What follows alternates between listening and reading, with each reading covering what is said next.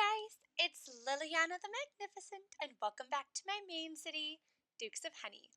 In this video, I am going to cover the spring event quest line, kind of talk about how to approach the event, and all that good stuff. So let's jump right in, and to start, we are actually going to go over to the spring event Forge of Empires wiki page.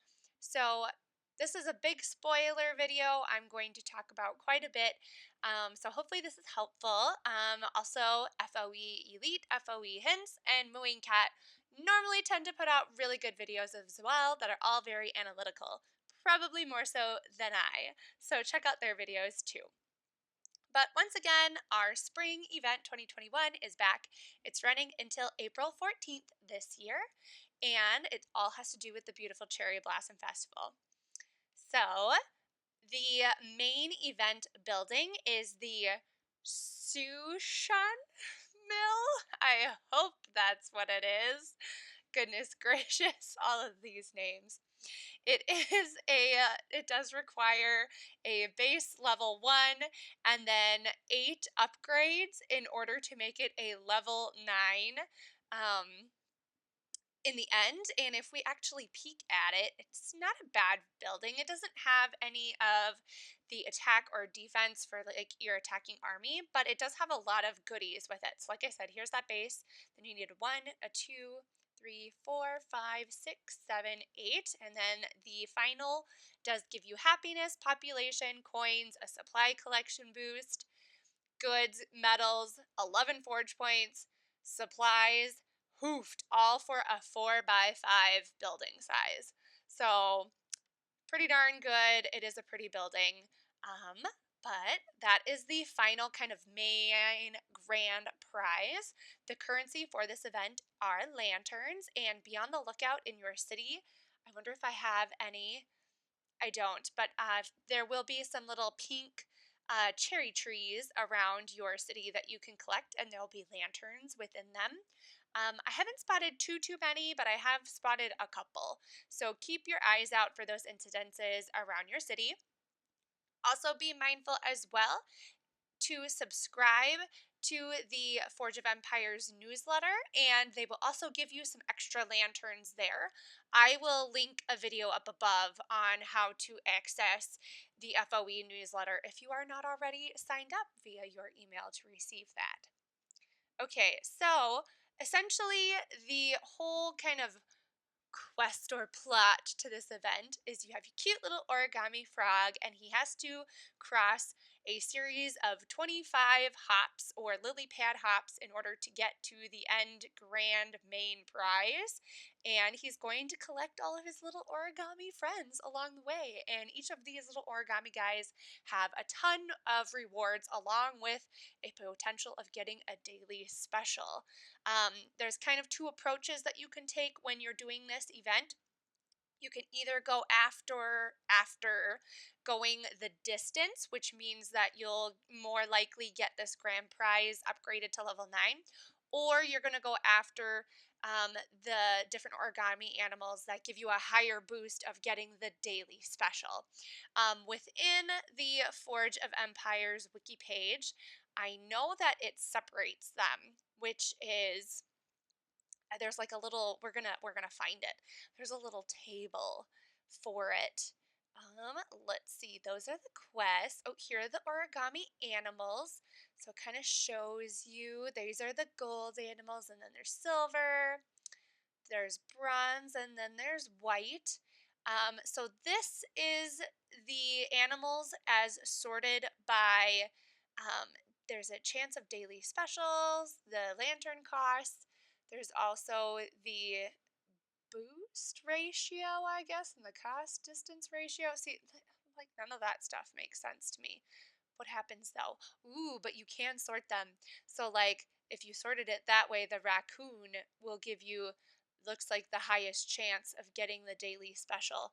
Whereas if we look at the maybe distance ratio, the highest one would be it looks like oh boy, this is not my realm. Maybe it's the butterfly that gets you the farthest. Would that really make sense though? Maybe it's this one that gets you the farthest and it's the swan that's first. Maybe you sort it with this. Oh, seriously. See, I don't understand all this sortable nonsense. All I'm going to say is if you have FOE helper, if you've got FOE helper, it'll tell you the little green portion which one you should go after.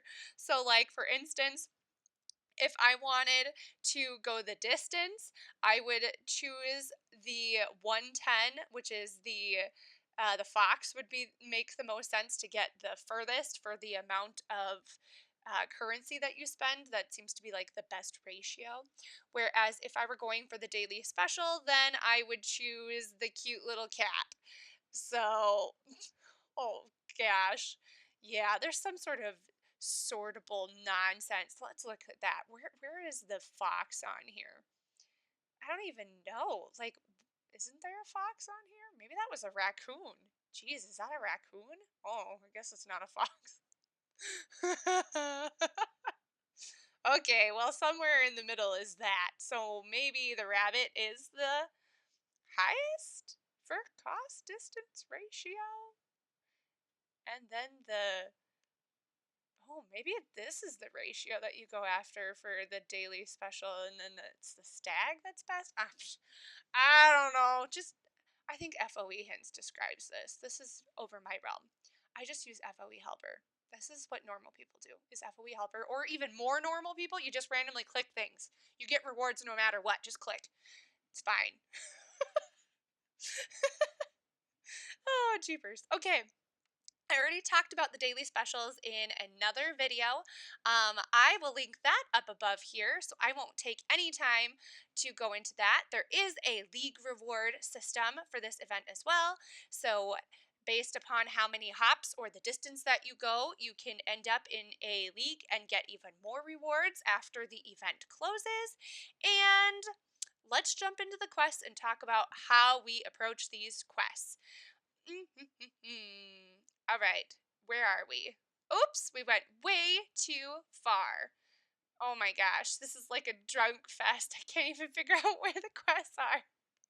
Oh boy. Okay, so essentially, if you're going to go after any decorations, I used to say go after any kind of guild expedition decorations that you were to win as you're playing guild expedition. Not anymore. Now I just say within your build mode, go after the smallest decoration that you possibly can within your age or the age below you. So for mine, it would be this canal bridge, and the one below me would be this pea sculpture. You build a bunch of those, and they're small, fantastic, boom. I also do that for any kind of gain so much happiness. I do that as well. I just put a whole bunch of them down. I will say as well, normally I keep a military building here that is unbuilt. Always try to keep a little space within your city that you can satisfy quests such as putting down decorations, putting down production buildings, residential buildings, cultural buildings, all of that jazz in this space. So keep a little space in your city to do that. If you don't want to keep a space, then your unbuilt military building. So normally I like put this bad guy right there and it just stays unbuilt. So when I need to satisfy something for a quest, I will just delete this. Another thing that I also do is if there's ever a quest that says, collect so many coins or collect so many supplies, or gain so much population, what you do is you just place any kind of military building down. You don't need to build it, and then you just sell it right away. And then look, you get population, you get supplies, and you get coins. So it just satisfies it really fast. So that's a really nice hack for satisfying any of those quests, and I'm sure we're going to run into quite a bunch of them. If you have any kind of finish so many production building quests, then you're going to want to have a lot of blacksmiths out within your city so that they are ready to go. Also, if there's any that say from your era or previous era that you need to do so many productions in, the sleigh builders and where's my cider mill? There it is. And my cider mill can satisfy those for me. That's just really helpful, especially when you get into, oh boy, is it progressive era and above? That's when the 2-lane roads happen. And obviously, I don't have any 2-lane roads. So I don't have any production buildings beyond the special event production buildings that I have. So that satisfies those quests for you in a jiffy, which is really, really nice. I'm going to see if there's any other bottlenecks that might hang us up and cause us some problems. Hmm. So anything that has to do with encounters in Guild Expedition, be mindful that if you go all the way to the end of Guild Expedition and you're already at like 64 out of 64, then this will just automatically satisfy. So that is fantastic there. Um, let's see. Oh, there's another solve encounters one. A lot of these winning battles, I would say you can do a lot of that in Guild Battlegrounds, which is really nice, or Guild Expedition, or if you really need to, you can always hit your hood. There's your continent map as well. Oops, see, look, building residential buildings. I do that in that little area. Oh, the incidences. These are evil. I spent all day waiting for 5 incidences yesterday, but those are, hiding around your city and then you can collect them. If you are on mobile, you can pick up a large, great building and you can just move it all around your city. And if there's any little incidences that are hiding on the roads, it'll collect them. The method does not work on PC, so be mindful of that.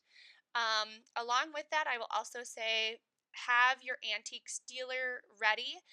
So right now, I have these that are in the process of being sold, but then they will just sit and wait until I have a quest that asks me to, pick up something from my antique dealer or sell something or whatever it is. We'll see what it's called. Oh, look, 2 items, exchange them. Ta-da, right there.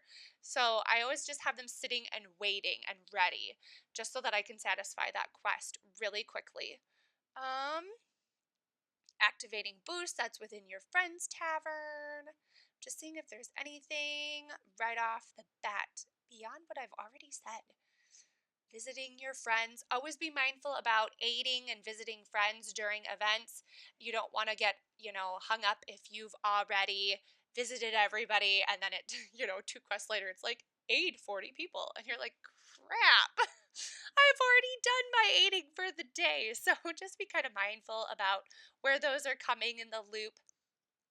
If you need to recruit any units, you can always use your Alcatraz. Otherwise, Guild Expedition, you can win military units from encounters or from relics if you have a Temple of Relics.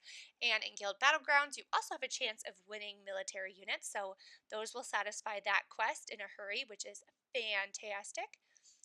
Guild Expedition, satisfying first level difficulty. That'll automatically satisfy if you're already beyond it, so you don't have to wait around.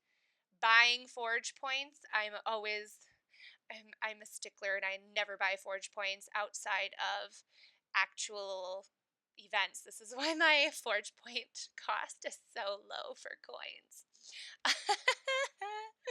Which is great. Also, I have to say, these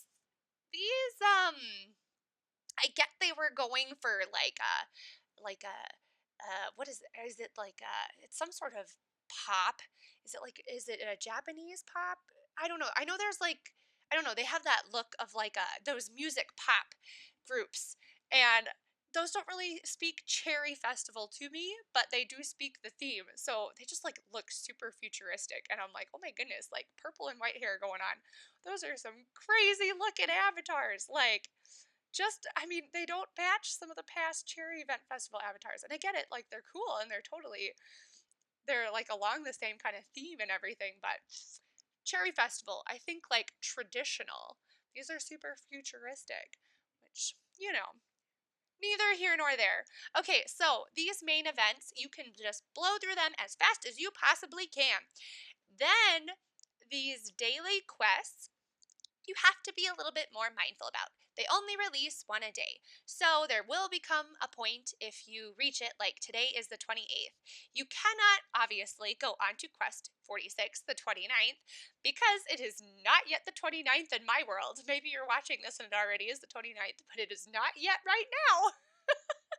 So once you hit the daily quests, they do stop you and you only get one a day and you have to wait for the next one to release. So just be mindful of that. I will say your goal is to satisfy as many quests as quickly as you can and then hoard these lanterns until there is a daily special that you absolutely want. So the strategy that works best is you don't just spend them as you get them, because then there's a daily special that you really want, and if you only have like 200 in your inventory, you're not really probably going to get very much out of your 200 lanterns. But you have 2,400 and something comes along that you really want, you're going to have more likelihood of getting that daily special, regardless if you do the go the distance or if you do the daily special route for picking an origami animal. So that's my little helpful hint for that. Let's see if there's any others that are super big and important within these main or these daily quests. There's a lot of guild expedition in this round. Like I've seen that at least like 4 times now, haven't I? Which is fine. There's just, which is great. They want people to be involved in their guild. Woohoo! I like that idea. But no, there's nothing like that I think is too crazy out of this jazz. But honestly, I love the Cherry Festival, Cherry Spring event. It is like my absolute favorite. And I'm waiting. I'm waiting for this cherry set to come up again, and I'm gonna try to actually get a whole bunch more of them. And also maybe some more fire pagodas, because I know I have a couple in my inventory. But hopefully this was helpful, you guys. And I gave you some extra tips to get through the quest line. Be mindful too, I didn't see any like that you need to make your city enthusiastic, but if you did, you can always just go into your town hall. Hey, my town is actually enthusiastic for once. If it was not, you just scroll down and you can activate an enthusiasm boost. If you need to, like I already said, I already covered the population. I get that asked a lot. But I think I covered everything. I hope so. Oh my goodness. If this video was helpful, you guys, give it a like. You can always subscribe to my channel. And if you hit the little bell next to the subscribe button, you'll be notified whenever I put out new videos. Happy spring! See you guys all super soon. Bye!